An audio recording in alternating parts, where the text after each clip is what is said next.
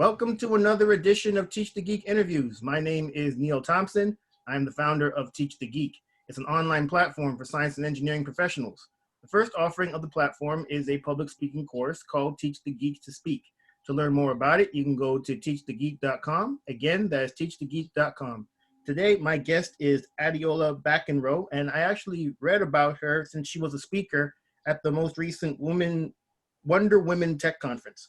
She studied biomedical science, and she's now a digital freelancer and web designer. She also founded Uplift the Next Generation, an organization whose goal is to help young people gain access to career opportunities. I'm really looking forward to learning more about her organization, her favorite speaking topics, and her career plans. Welcome to Teach the Geek interviews, Adeola. Thank you very much for having me here, Neil. You got it. So, as I mentioned, you studied biomedical science. What was the motivation to do that? So, since I was young, I really wanted to become a doctor. So I kind of went on that journey, and then I wanted to study biomedical science and then go on to study graduate medicine. Okay, so is that still in the cards for you? No. No. Okay. Well, all right. And so eventually, you know, as I mentioned, you studied biomedical science, and then you have to kind of figure out what you're going to do once you're done with the program. What did you end up doing next? Yeah, literally. So I didn't know exactly what it is and what it was I wanted to do, but I managed to get a job in the HR section, so human resources. So I did that for 9 months, and I honestly didn't really like it that much, but I kind of just saw it as an experience, and also because, to be honest, it was the only job offer that I got after university. So I was like, okay, if I don't take it, another one might not come. So I done that for 9 months, and after 9 months, I was like, okay, I can't do this anymore. Like, I don't enjoy it. I don't really like the environment as a whole. What else can I do, basically? And because my passion for like social justice kept on coming back to me, so it's kind of like, okay, I need to do something along those lines. And I had already founded Uplift the Next Generation, but I wanted to like more relate into like community development. And so after the 9 months, I had the opportunity to go abroad to work with young girls and women in the Maldives. So I did that for 3 weeks. And for me, it was kind of like, it literally just opened my eyes to make me realize that there's so many other like lesser developed countries and communities that I can actually work with or work for. And so that's kind of how my passion for like social and community based work started. And then for a while, when I came back to the UK, I then worked in my local community. So I got a role with a local community network. And so I was working with them for about 7-8 months, hosting events in my local area, bringing like the local residents together, allowing like the younger generation and the older generation to meet one another. And so in total, I was able to host about 5 events along with the rest of the team. And for me, it was like, that was kind of like where I knew, okay, this is where I want to be, or this is kind of like what I really want to do. And then from there, like the network kind of like, because it was only for a short period of time. So I then was able to get another opportunity where like now I'm working with a charity. So working on their digital department and basically just working with like their websites and updating their websites. And so that's where I am at the moment. Okay. You know what? I don't even fault you for not wanting to stay in HR. I have an older sister, and she works in HR. She's actually the senior VP of HR at her company. The company's about 500 people. And I always, a few hundred at least. And I always tease her about her job. She's always talking about how, you know, in HR, she's involved with strategy. I'm like, yeah, strategy and how to fire people.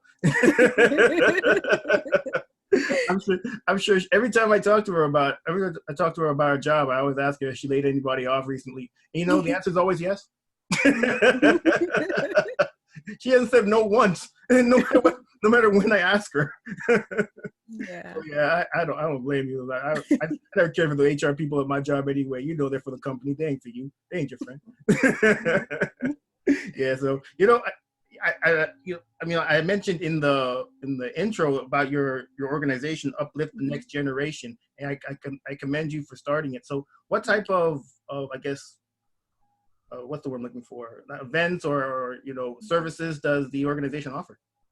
Yes, so we work primarily with young people aged 13 to 19 in the community, and we support them by connecting them with professionals in different industries, mainly through like conferences and workshops. And then this year, we adapted and we went on to like online webinars where I was able to bring online speakers to talk about their career and also how like young people can get into those particular sectors, and just also how young people can stay motivated, especially during this season and everything that's happened. So just giving them that extra support that they need during this time. Yeah, that's certainly needed, especially now when everybody's at home, no one's really going anywhere, Yeah. and I'm sure even the job market probably isn't the best right now. At least here where I am in the U.S., you got millions of people that are who are unemployed. So I'm guessing it's probably the same in the UK. Yeah. Yeah, Yeah. yeah, for sure. Yeah, and it's certainly tough. So having organizations like your own that's trying to motivate people to not, or students especially, since they're just entering the workforce, about to enter the workforce, or being close to it, to not get discouraged and keep at it. It's certainly necessary. So again, kudos to you for starting that organization. Thank you. So I also mentioned that you are a digital freelancer. So what does that actually entail? So I work with different clients depending on like their needs. So sometimes it might just be like updating like their websites, for example, or it might be like working on like their social media and how they can utilize social media for engagement. So the most recent client I had, they were a charity and they were like just starting out. So they didn't really have like a lot of like social media following. And they had like a website that they needed to like update. So I was mainly working on their social media side of things. So basically just like creating like their posts, and just making sure that it reaches the right audience and making sure that the kind of followers that they had were relevant to the particular industry that the charity was in. Okay. I mentioned during the intro that I learned about you from you speaking at the WonderWomenTech conference. So before, I've done a number of interviews by this point, and a lot of women work in science and engineering, and at least with some of them, we end up talking about the issue of just retaining women in the STEM fields altogether. Because one of the women I spoke to said that women are more likely to leave STEM than men, and it kind of got me thinking as to why that is, and even got me thinking as to why you didn't become a doctor as you had initially planned. Is it something that the field, I guess, didn't offer you that made you decide not to enter it, or was it just a decision that was based, I guess, just on, I guess, your preferences? So I guess I think it was a mixture of both, because even before I went to study biomedical science at uni, I like during my like A levels, so when I was like 17, 18, I studied sociology, which was one of the subjects I studied. And I really like, for me, sociology was my favorite subject. But because I had always, from young, I'd always wanted to be a doctor. So I was like, oh, if I choose sociology at university, it probably would be looked down upon rather than studying like a science. So I then studied biomedical science. But then whilst I was at uni, I kind of like went through a lot of like burnout, a lot of like breakdowns where I was like, okay, like this is so much, like the workload and everything that I'm asked to do as a student is so much. And for me, it was like, I said to myself, if this is like just biomedical science alone, I said, oh my gosh, like I can only imagine like what medicine could potentially be like. So for me, it was more of like my experiences and also my preferences, and the fact that I was more drawn to like the social sciences more than the actual sciences itself. Interesting, because I always hear the people saying that we need to get more women into STEM, and that'd be fine and all, but it really comes down to people's preferences and Yeah. what they want to do. I mean, you said initially you wanted to be a doctor, but then you changed course, and because other things that were of interest to you. And I'm always kind of curious as to if that actually plays a role into why there aren't more women in STEM. Is it because the field itself is hostile to women, or is it because women just choose different things to pursue? I think sometimes if you walk into like a room, for example, and you're the only woman, you can always feel like inferior. You can always feel like, should I really be in such a space? So I feel like maybe for some women that may be how they may feel, because I can like imagine going into a tech space and there's mostly men and there isn't a lot of women to look up to. It can make me feel personally, it would make me feel like, it would make me question, like, do I actually belong here? So I can imagine there will be women out there feeling like, oh, because there isn't many of them, then there's no point in trying. But honestly, like, if you have a sector, for example, in the STEM industry that you believe that you should be in, then even if there isn't a lot of you around, then that shouldn't stop you, but it should actually motivate you to kind of like change the statistics, to actually do something to kind of bring more women into that particular industry. Yeah, I fully agree with you there. I mean, yeah, STEM isn't just for men. STEM's for anyone Yeah. who's interested in it. And, just like you said, if there aren't a lot of people that look like you in a space, that doesn't mean that the space isn't for you, and just, Yeah. can continue on if that's your interest anyway. And Yeah. I would tell that to anybody, no matter who they are. So because Mhm. it's good that we agree on that for sure. Yeah. Yeah. So, I want to talk a little bit more about, I guess, I want to talk about the fact of what you want your career to look like. I guess the question would be, what kind of career do you want to build for yourself, and what roadblocks do you see or can you foresee right now in keeping you from doing that? So the career that I like want in the future is a mixture of like the tech and digital side. But then also in terms of like the community work and just the development work that I do. So literally just like being in between both sectors.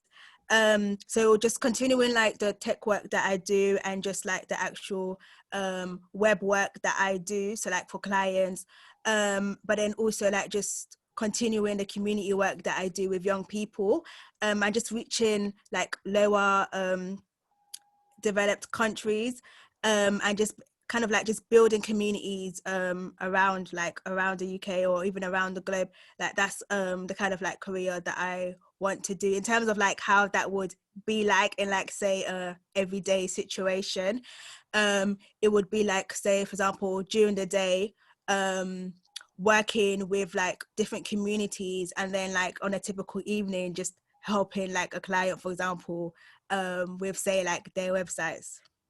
Okay, wonderful. And I mentioned that you were a speaker at the WonderWomenTech conference. What did you speak on there? So I spoke on the topic of rejection and how your rejection can turn into a redirection.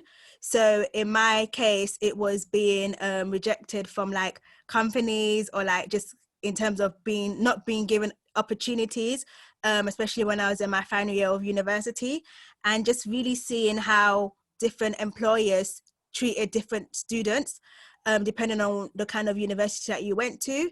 So if you went to like a top university known as like a Russell Group uni here in the UK, you usually had more opportunities than someone who went to a non-Russell Group uni like myself. And then kind of just seeing that and not really seeing where I really fitted in the job market, but actually just having the opportunity to, for example, work in HR and then change to do something else and then be redirected into the tech industry. All right, interesting. When it comes to public speaking in general, is that something you've always been good at? And if not, what did you do to get better at it? So although like when I was younger, I usually had like leadership positions, like when I was in primary school and secondary school, I was like a school counselor. But within myself, I was someone that was like really shy. I kind of like just, I would only like be in a camera, for example, if I had to be rather than choosing to be. So I grew up really, really shy. And for me, in terms of like speaking out, it was mainly, I started off mainly because of the frustrations that I saw around me. So like growing up, I grew up around like a lot of crime. And like even when I would go to school, I would see like police outside like the school gates. And I remember a situation where a few of my classmates, like some of the guys, they ended up going to prison. And after that, I was like, okay, if I actually don't speak out, if I actually don't say anything, nothing's going to change within the system. And so from then, that's when I started getting involved in my community more and speaking out on issues more.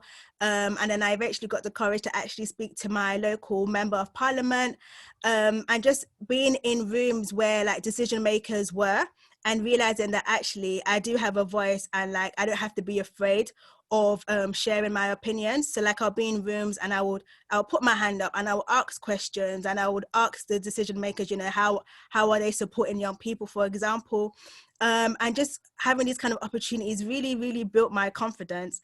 And then that's one of the reasons why I was able to start Uplift the Next Generation, because I built that confidence enough to be able to like not wait for someone to give me the opportunity to speak, but just being able to speak as and when I choose. And in terms of just like advice for like someone else, for example, who wants to get into public speaking, I would say like find out the reason as to why you want to do it. So like there has to be something that's driving you to be able to speak out to others, and just kind of just going back to whatever that is and just always refining it. So for me, like, because it was everything I went through as a child and the crime, like just always going back to that story and just kind of like not shying away from it, and not kind of seeing it as, something that I shouldn't be proud of, or something that, you know, makes me not as good as others, but actually just seeing the value in like my story and then just sharing it to others. All right. When it comes to the presentations that you do you have a process for putting them together? And if so, what is it? So in terms of like any presentations that I would do, it would usually just depend on the context. So like when I was doing like webinars earlier on this year for young people, most of them had like presentations, because I feel like some people, they learn by listening, whilst other people learn by seeing. In terms of the process, I don't have like a particular process that I use in terms of delivering presentations, but I just always try to make them as like short as possible, so, and just to make sure that they don't have like as much information on them, so that people won't kind of like get like tired of just reading what's on the particular presentation itself. Yeah, I'm a big fan when it comes to PowerPoint slides, making sure there's not a whole lot of text on them, Yeah, because exactly. people Yeah. will read the text as opposed to listening to you. And so Mm-hmm. when you have less text on a slide, you're eliminating that option of reading the slides. They either have to listen to you or ignore you. Yeah, And hopefully literally. it's the former. Yeah. I mean, if you're going to ignore me, at least act like you're paying attention, you know? And disrespectful otherwise. Well, when it comes, also, I'm curious, before you give a presentation, do you ever get nervous? And if so, how do you deal with your nerves? Yes, I definitely do get nervous. I usually, like in terms of dealing with my nerves, I'll usually practice the presentation beforehand. So sometimes I might even just like pretend as though I'm talking to the audience already. I just go over the slides. That's mainly how I would like overcome my nerves, but like just literally just trying to read without actually looking at the slides, and just making sure that like I'm looking at the camera. And I will also like prepare by listening to my own tone of voice. Or sometimes I would like just record myself and play it back to think, okay, like if I was listening to this as a member of the audience, would it interest me? Would it inspire me? Or would I get tired of it? So that's how I prepare, and that's how my nerves are then like they're calmed through just practicing it beforehand. Yeah, for sure. Practice makes progress. I'm a big fan of practicing beforehand. I have a friend, and he very rarely practices his presentations beforehand. He just goes off the cuff, and you can tell.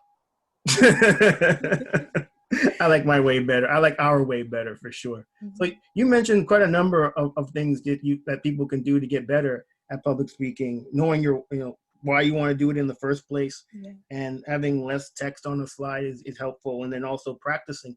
Are there any other tips that you can offer to people who want to become more effective at public speaking? Definitely look at other speakers. So there's different kinds of public speaking that you can do, or like, yeah, there's different kinds of a speaker that you can be. Just look around. If there's like books on public speaking, or other public speakers have actually written books, read their books. I'm currently reading Les Brown's latest book, to kind of like just see like from their perspective as well, because obviously majority of these people have been in the field for like years, if not decades, so they have like a lot of experience that they can pass on to others. So that's definitely another advice that I would give. Yeah, for sure. And certainly, learning from others who are good at it, it certainly doesn't hurt to Yeah. see what they do that's effective and maybe incorporate it into what you're doing. So yeah, that's a wonderful tip. Well, this has been real interesting learning more about you, Adeola. Is there anything else that you'd like to add about things that you're working on? So we're just currently, like in terms of Uplift the Next Generation, we're just currently creating like an online program for young people. So if anyone wants to follow us, is at Uplift TNG on Instagram, Twitter, Facebook, and we're also on LinkedIn as well if you want to stay posted. Wonderful. Well, everybody, that marks the end of another edition of Teach the Geek interviews. My name is Neil Thompson. I'm the founder of Teach the Geek. It's an online platform for science and engineering professionals. The first offering of the platform is Teach the Geek to Speak. It's an online public speaking course, and you can learn more about it at teachthegeek.com. Again, that's teachthegeek.com. Until next time, take care and stay safe. Thanks, Adeola. Thank you.